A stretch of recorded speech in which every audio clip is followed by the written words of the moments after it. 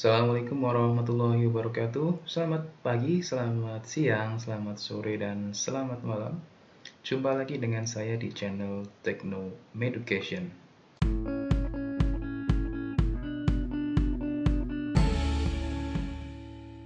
Pada kesempatan kali ini, saya akan membahas mengenai bagaimana cara mengembangkan kompetensi dasar menjadi indikator pencapaian kompetensi atau KD menjadi IPK.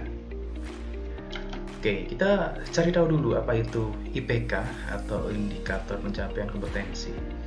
Adalah perilaku yang dapat diukur dan atau diobservasi untuk menunjukkan ketercapaian kompetensi dasar tertentu yang menjadi acuan penilaian muatan pelajaran. Sehingga bisa disimpulkan bahwa IPK itu diturunkan dari KD atau kompetensi dasar. Berikutnya, fungsi IPK apa? Yang pertama adalah untuk mengembangkan materi pembelajaran atau bahan ajar.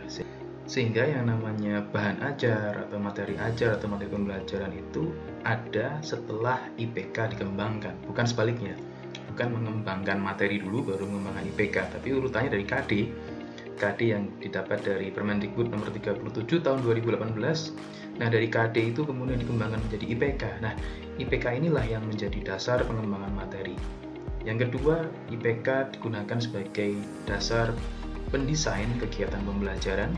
Yang ketiga, IPK digunakan untuk merancang dan melaksanakan penilaian hasil belajar. Penilaian. Sehingga fungsi IPK ini sangat krusial, sangat vital di sini karena untuk menentukan 3 unsur pembelajaran, yaitu untuk mengembangkan materi, mengembangkan kegiatan, dan mengembangkan penilaian hasil belajar. Berikutnya, bagaimana ketentuan perumusan IPK? Yang pertama, IPK dirumuskan dari KD. Nah, yang kedua menggunakan kata kerja operasional atau KKO. Ini nanti akan didapatkan dari taksonomi Bloom revisi Anderson ya. Yang ketiga dirumuskan dalam kalimat yang simple, jelas, dan mudah dipahami. Tidak berbelit-belit, tidak ada kata yang diulang lebih dari 1 kali, tidak ada kata yang berulang dalam 1 kalimat indikator itu. Yang keempat tidak menggunakan kata yang bermakna ganda, tidak ambigu. Yang kelima, hanya mengandung 1 tindakan, 1 KKO tadi ya, kata kerja operasional itu dilihat dari KKO-nya. Tindakan itu terlihat dari KKO-nya, sehingga KKO-nya hanya ada 1 dalam IPK. Yang keenam, memperhatikan karakteristik mata pelajarannya, potensi dan kebutuhan siswanya. Ya, Anda harus tahu siswa Anda mudah paham atau susah paham, kemudian sekolahnya bagaimana, lokasinya bagaimana, lingkungan dan masyarakatnya seperti apa. Sehingga meskipun KD-nya sama ya antara sekolah satu dan sekolah yang lain, pasti nanti indikatornya akan berbeda tergantung dengan potensi siswa, potensi sekolah, kondisi lingkungan, kondisi masyarakat di sekitar sekolah tersebut. Baik, berikutnya adalah klasifikasi IPK. Ada 3 jenis IPK atau indikator pencapaian kompetensi. Yang pertama adalah IPK kunci. Ya, ini biasanya IPK kunci ini sama dengan KD. Yang menjadi kunci apakah KD itu sudah tercapai atau belum adalah IPK kunci. Ya, jadi IPK kunci ini nanti akan redaksinya sama dengan dengan kompetensi dasar. Yang kedua adalah IPK pendukung, yaitu IPK yang mendukung ketercapaian IPK kunci. Nah, jadi logikanya begini, sebelum siswa menguasai IPK kunci, maka seharusnya siswa sudah menguasai IPK pendukung terlebih dahulu. Ya, jadi tidak langsung ke indikator kunci, tapi ada pendukungnya. Nanti kita akan praktekkan ketika membuat IPK seperti apa sih pembagian ini. Yang ketiga adalah indikator pengayaan. Nah, ini adalah indikator yang melampaui IPK kunci, indikator yang melampaui indikator kunci, yang melampaui artinya materi yang disampaikan atau tujuan pembelajaran atau ini KD-nya melebihi dari IPK kunci dengan syarat siswa Anda mampu ya, materi pelajarannya mungkin mudah dan masih ada waktu yang tersedia, alokasi waktunya masih panjang sehingga bisa dikembangkan IPK pengayaan. Sehingga IPK pengayaan ini sifatnya adalah tidak wajib, sunnah ya. Tapi lebih baik jika ada dan disarankan ada. Oke, untuk lebih jelasnya mari kita cari tahu bagaimana cara mengembangkan KD menjadi IPK. Oke, saya sudah punya KD di sini ya. Saya ambil satu contoh KD saja, KD 3.4. Membandingkan isi dua teks yang dibaca dengan membaca sekilas. Seperti yang sudah saya sampaikan di video saya beberapa waktu yang lalu, bahwa yang namanya kompetensi dasar itu ada angkanya di sini ya. Nah, K3 ini menunjukkan KI, yaitu KI pengetahuan, kompetensi inti pengetahuan. Yang 4 ini adalah urutan KD ini di dalam Permendikbud nomor 37 tahun 2018. Ada di urutan berapa? Ya. Baik, sehingga ini bisa kita simpulkan ini adalah kognitif karena depannya 3. Nah, untuk mengembangkan menjadi IPK, minimal 1 KD ini dikembangkan menjadi 3 IPK. Minimal 3 IPK. Lebih jadi 3 akan lebih baik. Langkah pertama untuk mengembangkan menjadi IPK, kita harus cari tahu terlebih dahulu KD ini masuk ke level kognitif berapa.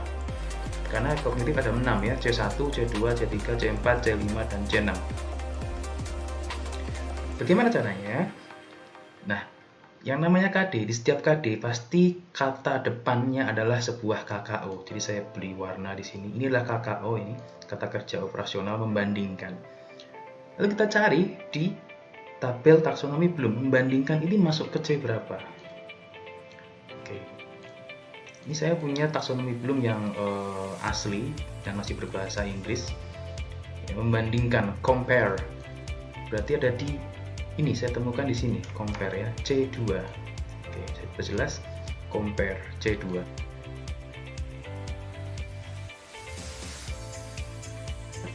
Ada di understanding, di pemahaman.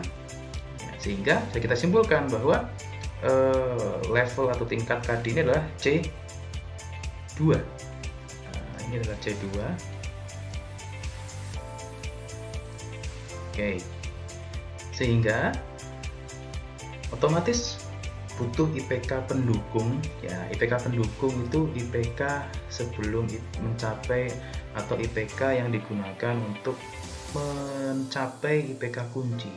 IPK kuncinya C2, maka otomatis IPK pendukungnya harus di bawah IPK kunci. Nah, ini kebetulan saya C2 di sini, sehingga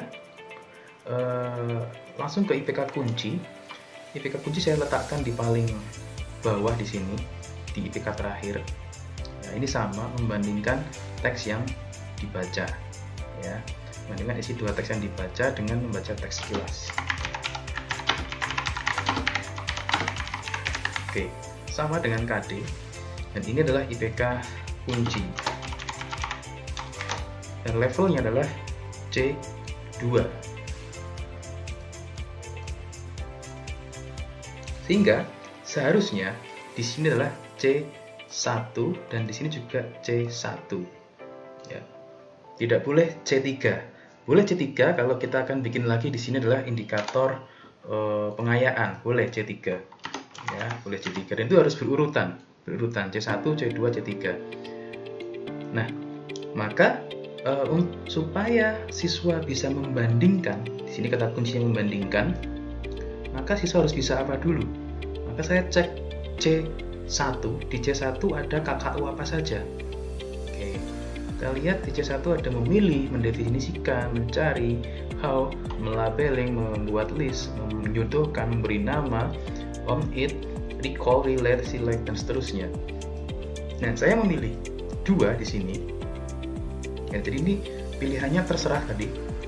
Ya, terserah Anda karena tadi pertimbangannya adalah kemampuan peserta didik. Dan kemudian IPK yang kedua saya membuat menjelaskan. Identifikasi dan menjelaskan ini adalah indikator pendukung atau penunjang. Sehingga bisa kita lihat sebelum siswa bisa membandingkan isi teks, Maka siswa pertama harus bisa mengidentifikasi dulu. Yang kedua, siswa bisa menjelaskan terlebih dahulu, baru kemudian siswa bisa membandingkan isi teks yang dibaca dengan membaca teks sekilas. Nah, jadi logika berpikirnya seperti itu. Setelah siswa bisa membandingkan, maka bisa dikembangkan IPK pendukung. IPK pengayaan. Ya, IPK pengayaan di sini apa? C3 misalkan, mengaplikasikan, apply. Jadi bisa mengaplikasikan isi dua teks yang dibaca dengan bisa mengaplikasikan dan seterusnya. Mengaplikasikan atau kakak-kakak yang lain misalkan menggunakan dan lain-lain. Ini sudah masuk ke pengayaan. Oke. Sedangkan yang dua di atas ini adalah pendukung. IPK pendukung. Oke. Nah, di situ kira-kira cara pengembangan IPK harus urut, tidak boleh melompati level KD. Jadi level KD ini dijadikan indikator kunci di sini. Ya, C2. Jadi kuncinya di sini C2. Oke, yang ini pendukung sebelum C2, sebelum level KD itu. Nah, misalkan saya mendapatkan IPK C4 di sini. Nah, maka saya juga di sini akan saya ganti C4 di sininya. Oleh karena itu, di sini harus urut, ya, harus urut, tidak boleh melompat. Tidak boleh melompat dalam artian misalkan saya di sini C1, tahu-tahu di sini C3. Nah, tidak boleh kan? Tidak ada C2-nya. Tidak ada C2-nya karena yang namanya proses pembentukan kognitif itu harus sistematis, ya, harus ada urut-urutannya dari yang mudah ke yang paling susah. Lalu bagaimana supaya boleh? Ini boleh C2. Nah, kita mulai dari C2, C3, C4. Kenapa tidak mulai dari C1? Karena mungkin ya pertimbangan guru, siswanya sudah paham semua, sudah mudah diajak berdiskusi, misalkan mudah paham, sudah pintar-pintar, sudah jago-jago, maka tidak perlu indikator C1 di sini, langsung C2, C3. Tapi jika guru itu menyadari bahwa siswa itu masih butuh indikator C1, ya maka kembangkan di sini C1, C2, C3, C4. Misalkan C1-nya masih kurang, silahkan. Karena merasa, wah ini kalau C1-nya cuma ini, maka tidak cukup. KKU-nya cuma 1, maka siswa akan kesulitan untuk menuju C2. Lalu C2 cuma 1, ya nggak cukup, silahkan kembangkan lagi. C3 nggak cukup, silahkan kembangkan lagi. Jadi seperti ini boleh. Ya, seperti ini boleh. Yang tidak boleh adalah melompat seperti tadi. Misalkan ini C2, C2, C2, ini C1, C1, C1, C1. Tahu-tahu C3, C2-nya mana? Nggak ada, nggak boleh. Ya. Ini jadi C2-nya, C1-nya boleh 2, kemudian baru C2, boleh C2 lagi, atau C1-nya 3, di sini boleh. Ya. Kemudian C2 lagi juga boleh, C3 baru C4, atau tambah lagi C3-nya 1 di sini, C3. Oke. Seperti itu boleh. Baru kemudian pengayaan berarti C5. Nah, jadi seperti ini. Kata kuncinya ada indikator kunci, ada indikator pendukung dan pengayaan. Nah, itu kalau C4. Lalu bagaimana kalau mendapatkannya C1? Nah, maka kuncinya juga C1 di sini. Nah, saya ambil contoh di sini. Saya hapus dulu. Maka saya ambil contoh di sini C1, kuncinya C1. Indikator kuncinya, maka indikator pendukungnya ya mau tidak mau harus C1 juga. Tidak bisa menggunakan indikator pendukung C2, C3, tidak bisa karena indikator kuncinya atau KD-nya ini C1 levelnya. Sehingga indikator kuncinya di sini juga harus C1. Dan pendukungnya juga C1. Terserah C1-nya mau berapa, mau 3, mau 2, mau 4, ya, yang penting masing-masing indikator ini memiliki kata kerja operasional yang berbeda tetapi masih dalam satu level C1, karena C1 di sini ada banyak KKO-nya, ya. Ada choose, ya, sampai Y di sini, ya. Ada banyak. Sehingga bisa digunakan beberapa untuk digunakan sebagai KKO pendukung atau indikator pendukung. Baik, itu 1 KD. Jadi satu KD ini minimal dikembangkan menjadi 3 indikator pencapaian kompetensinya, mencakup IPK pendukung, IPK kunci, dan IPK pengayaan. Baik, itulah bagaimana cara kita mengembangkan KD menjadi IPK. Mudah-mudahan bermanfaat. Demikian, terima kasih. Assalamualaikum warahmatullahi wabarakatuh.